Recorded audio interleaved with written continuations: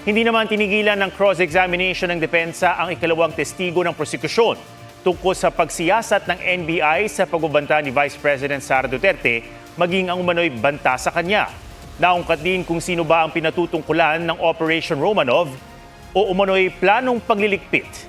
Ang pamilya Duterte ba o ang pamilya Marcos? May report si Ian Cruz.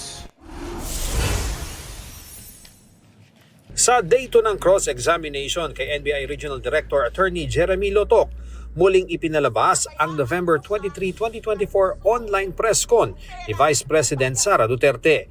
Tanong ng depensa, nag-imbestiga raw ba agad ang NBI nang mapanood ng video na may pagbabanta sa buhay ng bise? Specifically at that live stream moment, no sir. Hindi pa namin alam yan, sir. But later on, you said you did an investigation. So are you admitting that there were threats to the life of VP Sara? Precisely, that's the reason why we sent a December 2, 2024 letter for VP Sara to shed light on our investigation. Punto pa ng depensa, may hugot ang galit ni VP Sara kaya nakapagbitiw ng mabibigat na salita. Hindi naman daw isinantabi ng NBI ang banta sa buhay ng bise. We tried to invite Princess Maui to shed light doon sa sinasabi nilang Romanov. Since hindi ho nag-appear si Princess Maui, wala ho kaming basis. So classify muna namin ito na non-validated information.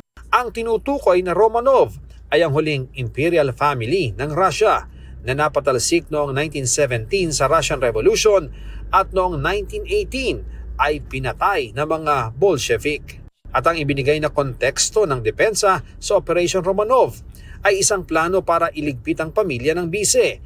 Nagtaka naman si Senator Judge Raffy Tulfo dahil ang pagkatanda niya, si Davao City Mayor Baste Duterte ang unang nagbanggit nito. The word Romanov came from the mouth of Mayor Baste Duterte na para bang binabantaan niya yung first family.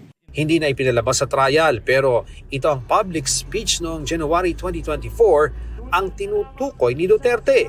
Just a simple message sa ato ang Pangulo. From now on, before you go to bed, think of the Romanovs and think of what happened to you in 1986. And maybe you'll reconsider the direction that you are taking.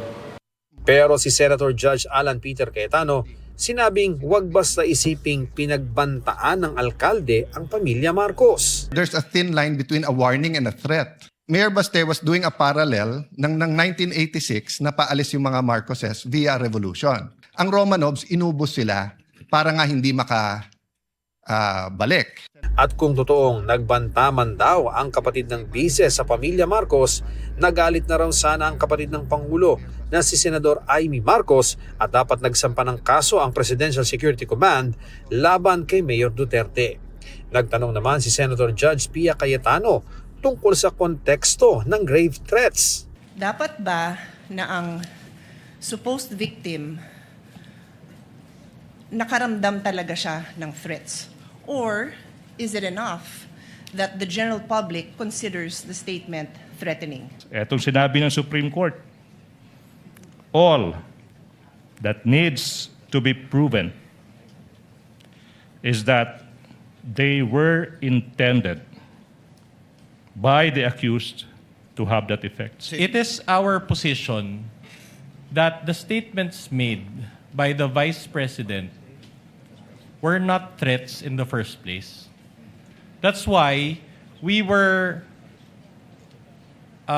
categorizing it as response. Ang basis po namin dyan, yung Garma versus people. Hindi ho kailangan na ma-intimidate o itrato ng recipient na seryoso yung threat na yan. Ang sufficient na maipakita lang na yun yung intensyon ng offender. Sa redirect ng prosecution, sinikap linawin ang mga pagkakamali sa ilang NBI document. The existence of these typographical errors does not alter the fact that the video exists, does not alter the fact that the Vice President uttered those statements, does not alter the fact na ang NBI mayroong findings at ang findings nila, the Vice President committed the crime of grave threats and inciting to sedition.